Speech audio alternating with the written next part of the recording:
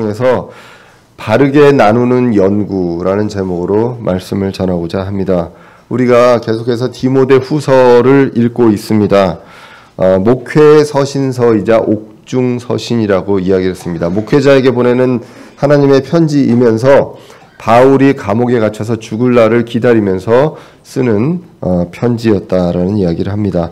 다른 서신서에 비해서 이 디모데 후서는 그렇기 때문에 이 분위기나 이 말투나 이 여러 자체가 굉장히 어떻게 보면 그 고난 속에 있는 그 바울의 그런 마음들이 드러나 있을 수밖에 없는 그런 서신서가 바로 이제 디모데 후서가 되겠습니다. 그래서 인간적으로 죽음을 앞둔 어려운 상황에서 자신의 그 영적 아들과 같은 그 디모데에게 편지를 보내는 그리고 이제 권면에 대한 내용이 이제 1장에 있었습니다. 그래서 사역자는 그 복음을 전하는 사람입니다. 그리고 가르치는 사람입니다. 그리고 우리도 모두 다 하나님의 말씀을 전하고 가르치는 사람이 되어야 합니다. 그런데 이 사람들 하나님께서 택하시고 또 이 말씀을 전하게 하는 그리고 복음을 전하게 하는 이 사람들에게는 당연히 따르는 고난이 있다고 이야기를 합니다. 1장 8절에서 이제 그렇게 이야기를 했었고요. 그래서 이런 것들에 담대하고 두려워하지 말라라는 것입니다. 이 고난이 오는 것은 당연한 것이다. 그냥 말씀 전하지 않고 그리고 그냥 세상 사람들과 똑같이 살면 당하지 않아도 될 그런 어려움과 고난들이 우리가 말씀을 붙들고 말씀을 믿고 전함으로 인해서 우리한테만 올 수 있는 그러한 고난들이 있는데 그거는 당연한 일이다라는 것을 분명하게 이야기를 합니다. 그래서 2장에서는 이 고난에 참여하는 사역자가 어떠한 자세로 임해야 하는지에 대해서 시작을 했었습니다.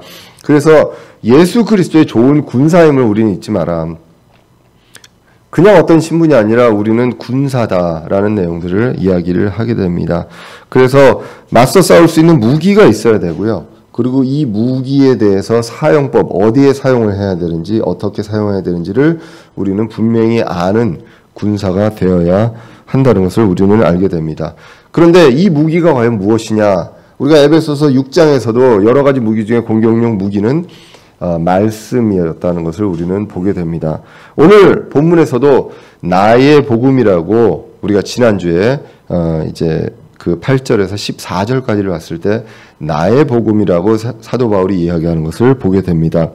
사도 바울이 전한 복음입니다. 이 전한 복음은 사도 바울이 만들어낸 복음이 아니라 하나님께서 사도 바울에게 주신 그 복음으로서 사도 바울이 이거를 나의 복음을 완전히 소화해서 이것을 전하게 되는 그 복음이었다라고 이야기를 합니다. 결국 하나님의 말씀입니다. 그리스도의 좋은 군사는 복음이 나의 복음이 되어야 한다는 것. 이것을 그래서 이 복음을 사람들에게 기억하게 해야 한다고 성경이 이제 지난주까지 기록을 했습니다. 그래서 이 복음을 위해서 사도 바울은 고난도 견딘다고 10절에서 이야기를 했습니다.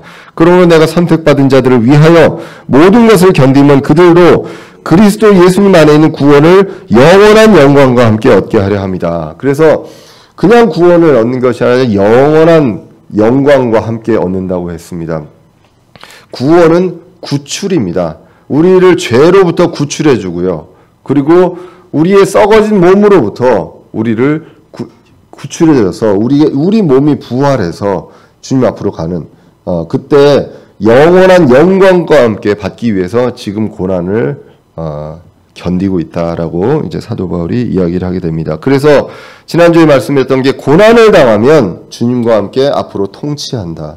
천년왕국에서 우리는 주님과 함께 통치한다라고 성경이 기록을 하고 있었습니다. 그래서 신자라면 누구도 이런 받는 고난을 당연하게 여기고 올 것이다. 나한테 안 올 것이다가 아니라 올 것이다. 그리고 두려워하지 않고 고난 속에서 소망을 가져야 함을 성경이 이제 이야기를 했습니다. 그리고 이제 14절 오늘 본문으로 이어져서 이것을 잘 가르쳐야 한다. 기억하게 해야 한다라고 이야기를 합니다. 그들이 이것들을 기억하게 하며 또 말들로 인하여 다투지 말라고 주 앞에서 그들에게 명하라. 그것은 아무 유익도 끼치지 못하고 오히려 듣는 자들을 멸망시키느니라라고 이야기를 하고 있습니다. 그래서 분명하게 기억하고 이 분명하게 이 말씀들, 이 복음과 그리고 앞으로 부활하고 통치한다는 이 모든 것들, 이 주님께서 우리가 부인하더라도 주님은 끝까지 이루신다는 그 신실한 주님께서 말씀하신 이것들에 대해서 분명하게 기억하게 해서 말다툼의 소지가 없을 수 있도록 분명하게 기억하게 하라고 이제 이야기를 합니다. 확신이 없는 사람도 있습니다. 우리 부활에 대해서 확신이 없는 사람도 있고, 그리고 주님 앞에 다시 공중으로 올라간다는 것에 확신이 없는 사람들도 있습니다. 이것에 대해서 주님께서 다시 오시는 그날과 우리가 어떻게 되는 것에 대해서 잘 이해하지 못하는 사람도 있고요. 그리고 고의로 변질시키는 사람들도 분명하게 있다는 것입니다. 그래서 이렇게 다투게 하고 변질시켜서 다투게 하고 그렇게 해서 듣는 자들을 멸망시키는 사람들이 있다. 그래서 이제 서브월트란 얘기를 지난주에 이야기를 했었습니다. 이것은 뒤엎어버리는 것입니다. 그래서 사람들이 원래는 말씀으로 하나님을 봐야 하는데 이것을 전하는 그 사람을 보게 함으로써 그 시선을 돌리게 하고 완전히 뒤엎어버린다라고 그 어원을 통해서 말씀을 드렸습니다. 그래서 오늘 본문에서 보면요. 본문 9절을 쭉 보시면 복음을 바르게 전해야 합니다. 근데 이 복음을 바르게 전하는 데 있어서 여러 가지 어려움과 고난이 있게 됩니다.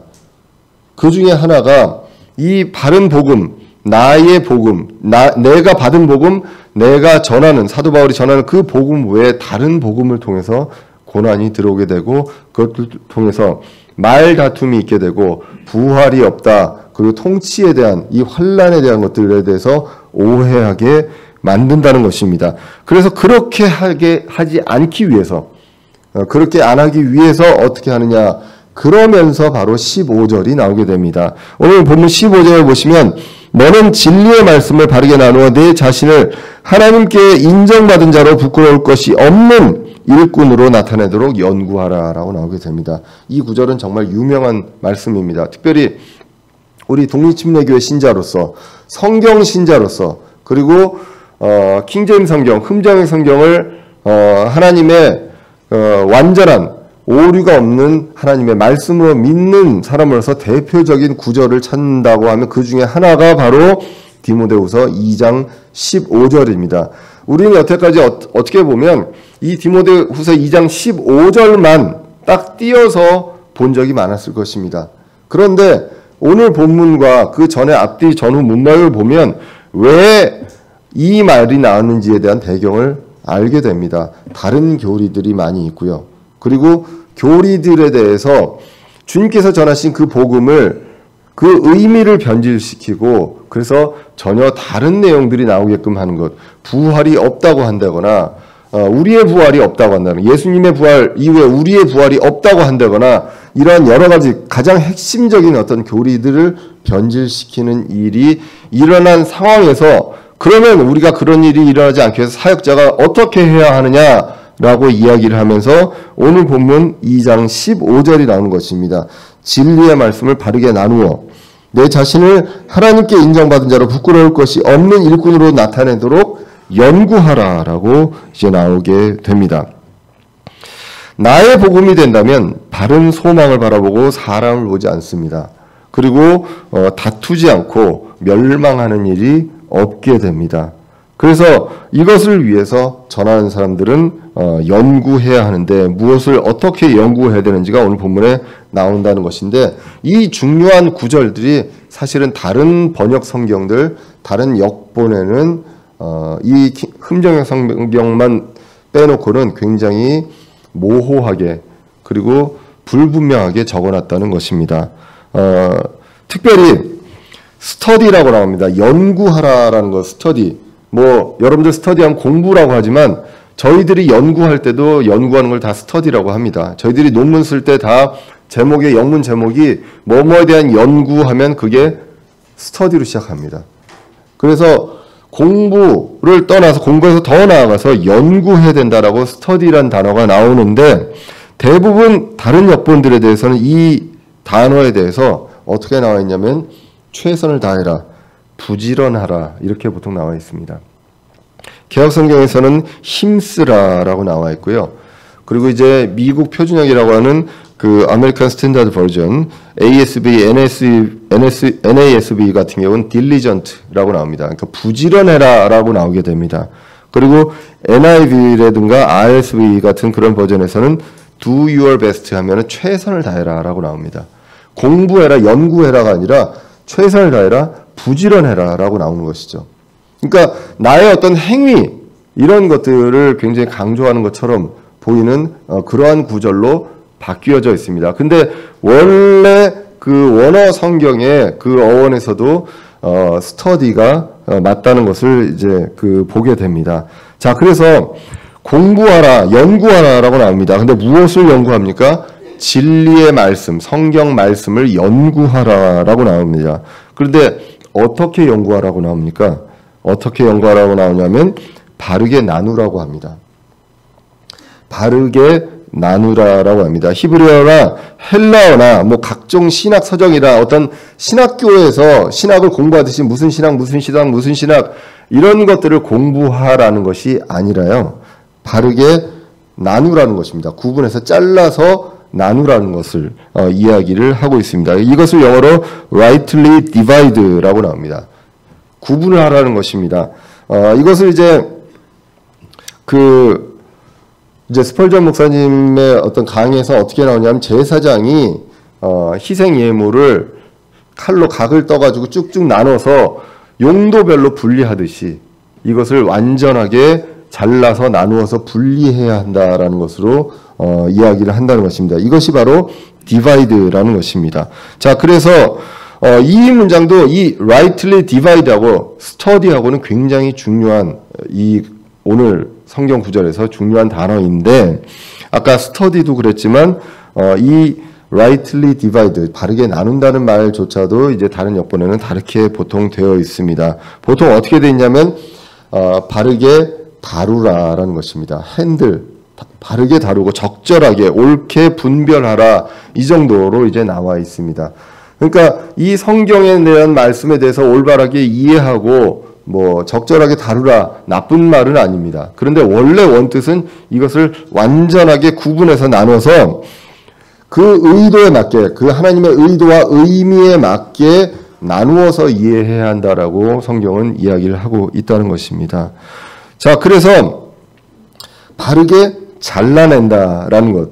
그래서 이전 본문으로 다시 돌아와서 보면 나의 복음에 대한 내용이 나오게 되었고요. 그리고 재림과 통치에 대한 내용이 8절에서부터 14절까지 나왔다면 이런 것들을 잘못 구분할 때 어떻게 되느냐? 고난과 통치를 잘 연결하지 못하고 고난이 우리가 받는 고난이 지금 고난인지 그리고 성경에서 말하는 환난이 지금이 환난인지 이런 것들에 대해서 구분을 할 수가 없다는 것입니다. 바르게 나누지 못하면 이런 부분들에 대해서 논란이 있을 수밖에 없고 말다툼이 있을 수밖에 없고요. 쓸데없이 불안해할 수밖에 없습니다.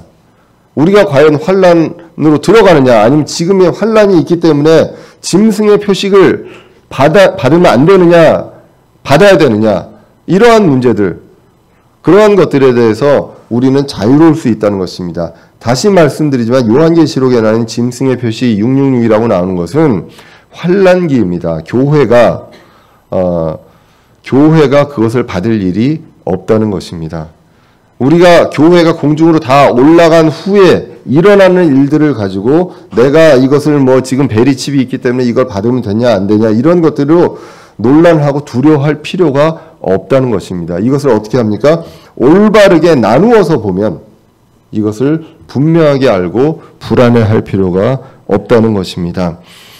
율법의 시대가 있었습니다. 그리고 지금은 은혜의 시대입니다.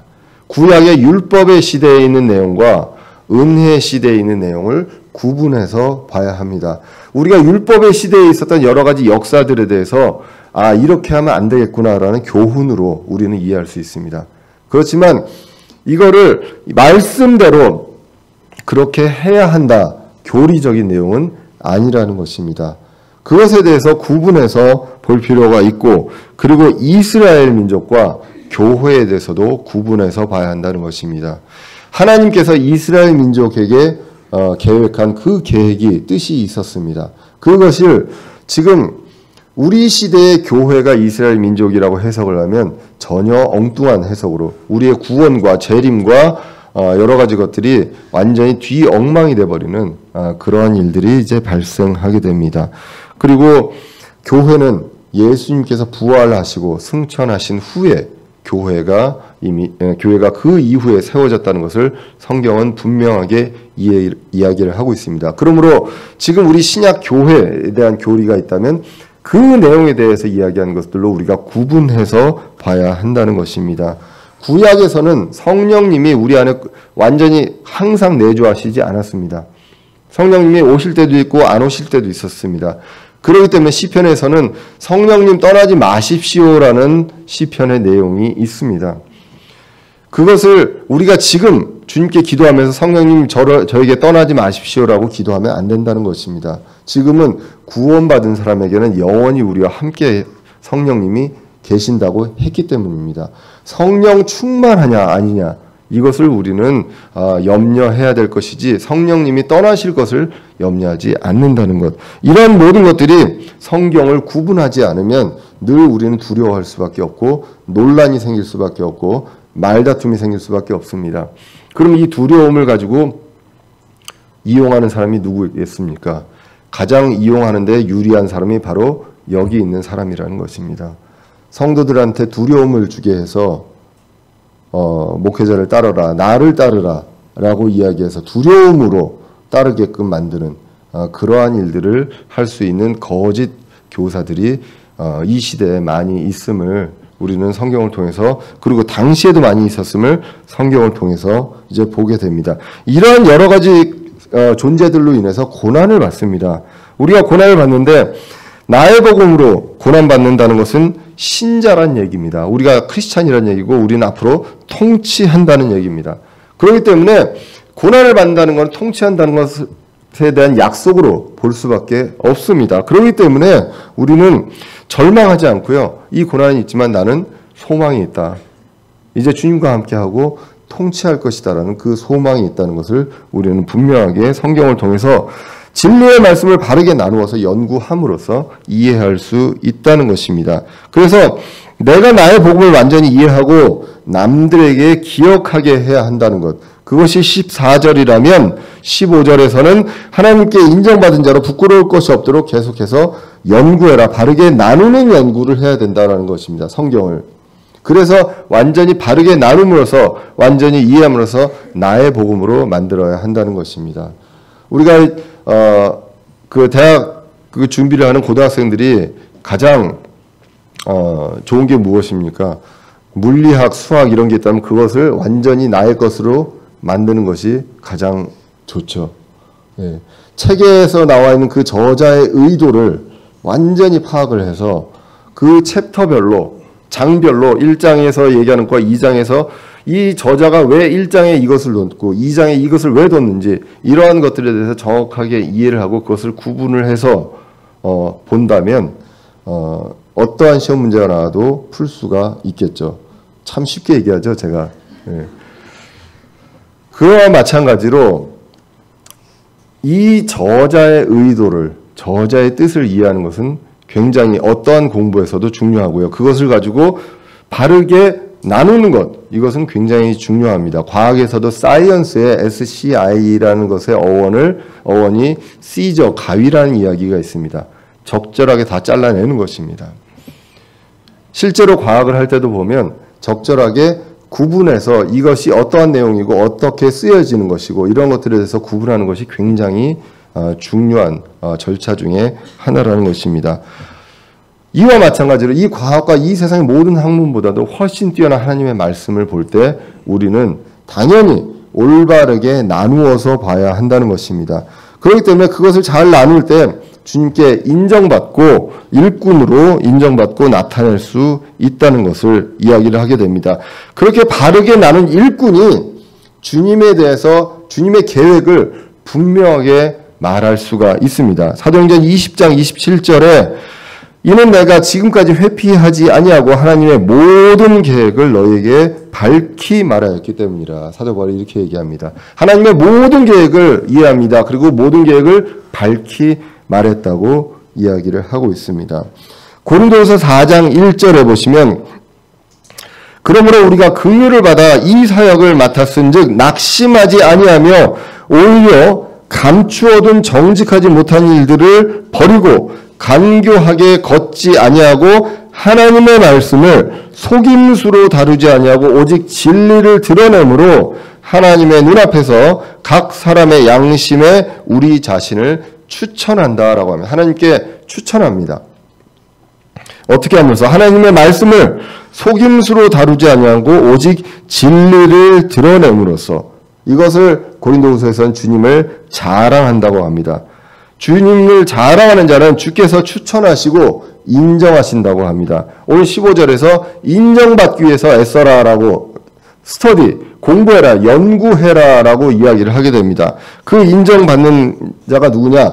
주님을 분명하게 알고 자랑합니다. 고린도후서 10장 17절을 보시면 오직 자랑하는 자는 주 안에서 자랑할지니 자기를 추천하는 자가 인정받지 아니하고 주께서 추천하시는 자가 인정받느니라.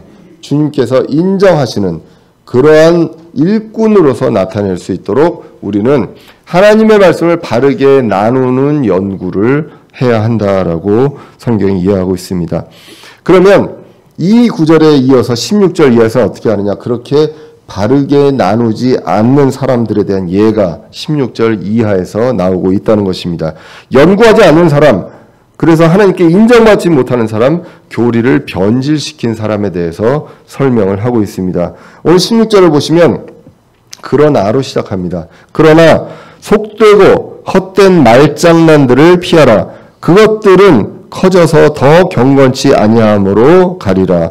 자, 14절에서 뭐라고 얘기하냐면 이것들을 바르게 기억해서 말다툼하지 말게 하라고 이야기를 합니다. 그리고 진리의 말씀을 바르게 rightly divide 하라고 이야기를 했습니다. 그렇게 함으로써 연구해야 된다고 했는데 16절에 그러나라고 하면서 그렇지 않은 사람들로 인해서 속되고 헛된 말장난들이 있습니다. 이런 것들에서 피하고 그것들은 점점 더 눈 부풀리듯이 더 커지고 더 경건치 아니함으로 간다고 이야기를 합니다. 아까도 말씀드렸습니다. 말씀을 rightly divide, 바르게 나누지 않고요. 적절하게 사용을 하면 적절하게 입맛에 맞게 말씀을 전하는 사람들의 입맛에 맞게 사용을 하는 그러한 존재들이 보통 이제 이단으로 가게 됩니다. 그래서 앞뒤 문맥에서 성경에서 말씀하시는 그 말씀을 나의 뜻과 나의 어떤 기호, 내가 듣기 좋아하는 그 말이 아니라 듣기 거북하더라도 주님께서 주신 말씀 그대로의 뜻대로 해석하지 않으면 그러면 결국은 헛된 말장난으로 가게 되고 더 불경건한 그런 쪽으로 가게 된다고 이야기를 합니다. 이러한 사람들의 존재를 말씀을 부패시킨다고 이야기를 합니다. 고린도후서 2장 17절에 보시면 우리는 하나님의 말씀을 부패시키는 많은 사람들 같지 아니하고 말씀을 부패시키는 사람이 많이 있다고 이야기를 합니다. 소수의 일부가 아니라 많은 사람들 같지 아니하고 오직 진실함에서 난 자같이 하나님에 의해서 난 자같이 하나님의 눈앞에서 그리스도 안에서 말하노라라고 이야기를 합니다. 이 말씀을 부패시킨다는 고린도후서 2장 17절도 우리 흠적인 성경에서는 corrupt라고 해서 부패시키는 그 말씀을 썼지만 다른 성경에서는 보통 이걸 그냥 혼란스럽게 하다 정도로 이제 약화시켜서 쓴 내용들 완전히 다른 의미로 쓰게 됩니다. 그래서 바르게 나눈다든가 분명하게 이 양날선 검으로 바르게 나누는 것처럼 바르게 나누는 거나 부패시킨다는 이러한 구절들이 사실은 다른 역본들에서 이제 사라지고 있는 것이 사실입니다. 자, 그래서 이러한 자들의 어떤 말다툼들은 더욱더 경건하지 않게 가는데 17절로 이어지면 그들의 말은 괴양이 파먹듯이 먹을 터인데 그 중에 후메네오와 빌레도가 있느니라 라고 성경이 이야기를 합니다. 자, 그래서 그 말들은 속되고 말장난 같은 그리고 말씀을 바르게 나누지 못해서 우리에게 두려움을 주는 그러한 말들은 결국은 궤양을 파먹듯이 우리의 살을 파먹는다, 우리의 혼을 파먹는다라고 성경은 이야기를 하고 있습니다. 그러면서 대표적인 그 주자로 후메네오와 빌레도가 이제 나오게 됩니다. 후메네오는 사실 나쁜 예로 성경에 2번이나 나오는 영예를 얻었습니다. 디모데전서 1장 20절에 알렉산더와 함께 믿음에서 파선한 사람으로 후메네오가 나오게 되고, 지금 오늘 본문에서 이렇게 말씀을 부패시켜서 그러한 말들을 통해서 사람들을 멸망시키고 혼란스럽게 하는 그러한 존재로 후메네오가 나오게 되고 있습니다. 그래서 이런 사람들에 대해서 디모데전서 6장 20절에 오 디모데야, 속되고 헛된 말장난과 또 거짓으로 과학이라 불리는 것에 반론들을 피하며 내게 맡긴 것들을 지켜라 라고 이야기를 합니다. 맡긴 복음, 주님께서 우리에게 맡긴 복음, 내가 전하는 복음, 나의 복음, 이것을 분명하게 지키라고 이야기를 했다는 것입니다. 듣기 좋은 말, 그리고 듣고 싶어하는 말, 이러한 말들은 어쩌면 궤양처럼 우리를 파먹고 있는지도 모르겠습니다. 치료약은 진리의 말씀입니다. 바르게 나누어진 그 말씀으로 우리는 치료할 수 있습니다. 때로는 듣기 싫습니다. 내가 생각하는, 내가 옳다고 생각하는 그런 방향과 다를 수 있습니다. 듣기 싫고 듣기 거북할 수도 있고요. 그런데 나의 뜻과 달리 따라야 하는 그러한 말씀이 바로 주님의 말씀이라는 것, 그것을 이야기를 하고 있습니다. 그렇지 않았던 사람 중에 대표주자가 바로 후메네오와 빌레도가 있었다고 성경은 이야기를 하고 있습니다. 그리고 이제 18절에 그들의 잘못에 대해서 구체적으로 이야기합니다. 18절을 보시면 진리에 관하여는 그들이 잘못하였으니 곧 부활이 이미 지나갔다고 말하여 어떤 사람들의 믿음을 뒤집어 엎느니라 라고 나옵니다. 아까 얘기했던 뒤집어 엎는다는 그러한 뜻으로 사람들의 믿음을 뒤집어 엎는데 무엇라고 말씀을 부패시키면서 했느냐? 부활이 이미 지나갔다고 이야기를 하고 있습니다. 그런 사람들, 말씀을 부패시키는 사람들이 그 당시에도 아주 많았다고 합니다. 지금도 많지만 그때도 이 부활에 대해서 이야기를 하게 됩니다. 곧 부활이 이미 지나갔다. 이것은 무슨 말일까요? 예수님이 부활을 한 게 지나갔다는 그 내용이 아니라 예수님의 부활 사건으로 이제 지나갔고 우리의 부활이 없다라고 이야기를 하는 것입니다. 당시에도 이 신자들의 부활에 대해서 부인하는 사람들이 많았다는 것입니다. 고린도전서 15장, 부활장이라고 하는 고린도전서 15장에도 12절 이하에 이렇게 기록되어 있습니다. 이제 그리스도께서 죽은 자들로부터 일어나셨다고 선포하였거늘 너희 가운데 어떤 자들은 어찌 죽은 자들의 부활이 없다고 말하느냐. 만일 죽은 자들의 부활이 없으면 그리스도께서 일어나지 아니하셨느니라 라고 이야기를 합니다. 앞으로 우리들 죽은 자들의 부활이 있게 된다는 것입니다. 이것들에 대해서 없다고 이야기하는 존재들이 많이 있었고 말씀을 정확하게 올바로 나누지 않았기 때문에, 그리고 나누지 못했거나 아니면 일부러 그렇게 하지 않고 이용하고 부패시켰기 때문에 이러한 것들로 말장난이 생기게 되고 어떤 사람들의 믿음을 뒤엎게 되는 그러한 일들이 일어났다라고 성경이 이야기를 합니다. 특별히 이렇게 함으로 인해서 부활이 없으면 이제 우리는 사실 무슨 소망으로 살아갑니까? 예수님이 십자가에서 우리의 죄들을 위해서 죽으셨습니다. 감사한 일입니다. 그 다음에 부활이 없다면 우리는 소망이 없지 않습니까? 그 감사함으로 끝날 수밖에 없습니다. 이런 것들을 이제 변질시키는 사람이 있기 때문에, 그리고 영원한 영광과 그런 것들을 없애는 그런 사람들, 대표주자가 바로 후메네오와 빌레도가 이러한 만행을 저질렀다라고 성경이 이야기를 하고 있습니다. 이렇게 함으로 인해서 주님의 말씀이 아닌 자신들의 말씀을 따르게끔 하는 그러한 일들이 일어났기 때문에 그럴수록 우리는 더 어떻게 해야 되느냐? 진리의 말씀을 바르게 나누어서 연구해야 한다. 나누는 그러한 연구가 필요하다라고 성경은 이야기를 합니다. 다시 말씀드리지만 그 당시에도 그렇고 지금도 그렇고 죽은 자들의 부활, 신자들의 부활이 이미 지나갔다, 없다라고 이야기를 한다는 것입니다. 근데 우리가 성경을 정확하게 구분해서 보면 우리는 알 수 있습니다. 요한계시록 20장 5절에 보시면 첫째 부활이 나옵니다. 앞으로 일어날 첫째 부활에 대해서 이야기하고 있습니다. 아직 오지 않는 그 실제 육체의 부활입니다. 신자의 부활, 신약 교회의 부활, 그리고 구약 성도들의 부활, 그리고 환란기 성도들의 부활, 이 첫째 부활들이 있습니다. 그래서 요한계시록 20장 6절에 보시면 첫째 부활에 참여하는 자는 복이 있고 거룩하도다. 둘째 사망이 그들을 다스릴 권능을 갖지 못하고 도리어 그들이 하나님과 그리스도의 제사장이 되어 1000년 동안 그분과 함께 통치하리라 라고 나오게 됩니다. 천년왕국 전에 우리는 부활 다 해서 천년왕국에서 주님과 함께 통치한다는 이 말씀을 우리는 분명하게 말씀으로 바르게 나누어서 이해를 하게 됩니다. 그리고 이제 천년왕국이 지난 후에 둘째 부활이 바로 둘째 사망 바로 직전에 있을 것입니다. 둘째 부활이 있고 둘째 부활로 인해서 그 부활한 자들은 이제 요한계시록 20장 11절에서 16절에 보시면 불호수로 떨어지게 됩니다.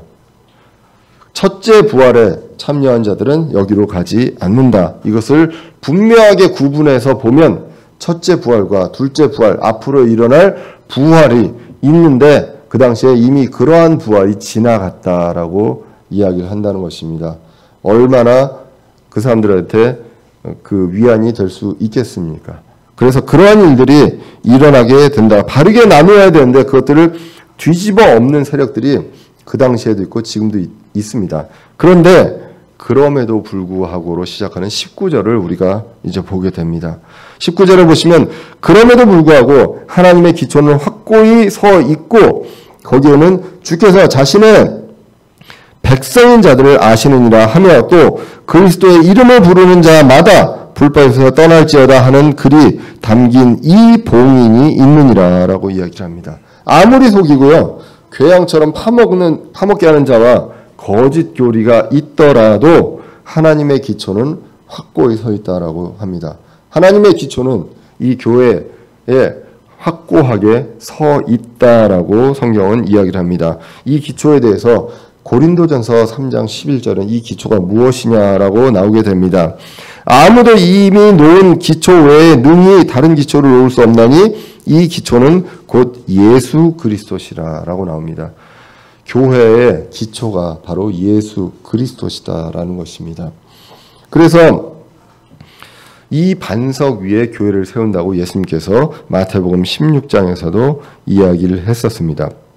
자, 그래서 기초가 확고히 서 있습니다. 다시 말하면 주님의 기초 위에 확고한 믿음이 서 있다는 것입니다. 흔들리지 않는 교리, 그 믿음이 분명하게 그 확고한 기초 위에 서 있고 이것은 우리가 바르게 구분하면 우리가 이해할 수 있습니다. 바르게 구분하는 그 연구가 필요하다라는 것입니다. 그래서 신자들에게는 흔들리지 않는 그 기초에 흔들리지 않는 공통된 믿음이 있습니다. 디도서 1장 4절에 보시면 공통된 믿음을 따라 나의 아들이 된 디도에게 편지하노니 하나님 아버지와 주 예수 그리스도 곧 우리의 구원자로부터 은혜와 긍휼과 평강이 있기를 원하노라. 우리에게는 공통된 믿음이 있습니다. 그 기초에 있는 공통된 믿음이 있고요. 이 공통된 믿음이 하나님의 기초에 있고 확고히 서 있기 때문에 바꿀 수가 없다. 흔들리지 않는다. 그리고 이것이 봉인되어 있다고 오늘 성경이 기록합니다. 이 기초 안에 봉인되어 있는 말씀이 두 가지가 나오게 됩니다. 첫 번째가 바로 오늘 보면 19절에 나와 있듯이 주께서 자신의 백성인 자들을 아시느니라 라고 합니다. 주님께서 우리를 아신다는 것입니다. 주님의 백성인 우리를 알고 계신다. 요한복음 10장 14절에 보시면 예수님께서 이렇게 말씀하십니다. 나는 선한 목자라 내 양들을 알고 내 양들도 나를 아노라. 요한복음 10장 27절은 내 양들은 내 음성을 들으며 나는 그들을 알고 그들은 나를 따르느니라. 내가 그들에게 영원한 생명을 주노니 그들이 결코 멸망하지 않을 것이요 또 아무도 내 손에서 그들을 빼앗지 못하리라 라고 성경이 기록합니다. 구원에 대한 안전보장입니다. 구원은 아무도 흔들 수 없는, 그리고 누구도 빼앗을 수 없는 그 구원임이 봉인되어 있는 상태로 확고한 하나님의 기초에 있다라고 성경이 기록을 하고 있습니다. 그리고 두 번째가, 오늘 두 번째 봉인된 말씀이 그리스도의 이름을 부르는 자마다 불법에서 떠날지어다 라는 것입니다. 이 봉인이라는 것이 무엇입니까? 편지봉투에 하고 도장을 인으로 씰을 하는 것이지 않습니까? 이건 누구도 뜯을 수 없습니다. 그 안에 있는 내용을 바꿀 수도 없고요. 이거는 내가 열지 말라고 봉인하는 허락받은 자들, 권위가 있는 자들만 뜯을 수 있게끔 해놓은 그런 봉인된, 절대 변할 수 없는 그런 말씀 중에 하나가 아까 19절에서 이야기했던 것처럼 주께서 자신의 백성들인 자를 아시느니라. 그리고 또 라고 나오는 그리스도의 이름을 부르는 자마다 불법에서 떠날지어다 라는 말씀입니다. 이것은 어떻게 우리가 볼 수 있습니까? 구원받은 자의 도리입니다. 의무입니다. 바로 성화의 과정입니다. 그리스도의 이름을 부르는 자를 누구라고 이야기합니까? 고린도전서 1장 1절 2절에서 보시면 주의 이름을 부르는 자가 누구입니까? 바로 교회입니다. 그래서 이 교회가 그런 자들마다, 이런 사람들이 다 교회인데 이 교회가 불법에서 떠날지어다. 우리는 이 불법과 세상의 어떤 이런 것들과 분리되어 가는 그러한 것이다 라고 분명하게 이야기를 하고 있습니다. 이 하나님의 기초에 봉인된 이 두 가지 말씀이 있습니다. 구원의 안전보장과 그리고 성화에 대한 우리의 그 단계, 그것이 분명하게 흔들리지 않는 확고한 기초로 있습니다. 이 기초 위에 우리는 분명하게 성경에서 말씀하신 대로 우리는 첫째 부활에 참여하는 자가 될 것입니다. 그리고 첫째 부활에 참여하고 1000년 동안 예수 그리스도와 함께 다스리는 그런 영원한 영광이 우리에게 있을 것이라고 오늘 디모데후서 2장 전체를 통해서 성경이 이제 이야기를 하고 있다는 것입니다. 많은 마귀의 사람들이요, 시대를 막론하고 하나님의 말씀을, 그리고 교리를 변개합니다. 부패시킵니다. 우리는 진리의 말씀을 바르게 나누는 연구가 필요합니다. 그 공부가 필요하다는 것입니다. 다른 히브리어라든가 헬라어라든가 이런 공부라든가 무슨 어떤 신학, 이런 신학 저런 신학 뭐 이런 것들을 공부하라는 것이 아니라 주님께서 주신 말씀을 바르게 나누는 공부, 바르게 나누는 연구가 필요하다는 것입니다. 그렇게 할 때 이 말씀 안에서 논란이 있을 수 없고 말다툼이 있을 수 없고요. 이것을 통해서 뒤집어 엎는 그러한 일들이 있을 수 없다는 것입니다. 그래서 흔들리지 않고 소망을 확고히 가질 수가 있습니다. 우리 몸의 부활에 대한 소망이 있습니다. 그리고 통치에 대한 소망이 있습니다. 그리고 구원에 대한, 흔들리지 않는, 뺏기지 않는 구원에 대한 안전 보장에 대한 확신이 있다는 것입니다. 괴양같이 변질된 교리에 빠지지 않고요. 그리고 주님의 진리의 말씀을 바르게 나누는 그 연구, 그것을 통해서 주님의 일꾼으로서 인정받을 수 있어야 하겠습니다. 그러한 연구를 우리 주님 다시 오시는 날까지 우리가 힘써서 함께 나누고 그리고 연구하고 그런 것들을 나의 복음으로 만들어서 전할 수 있는 저와 여러분들 되시기를 간절히 기원합니다. 기도하겠습니다.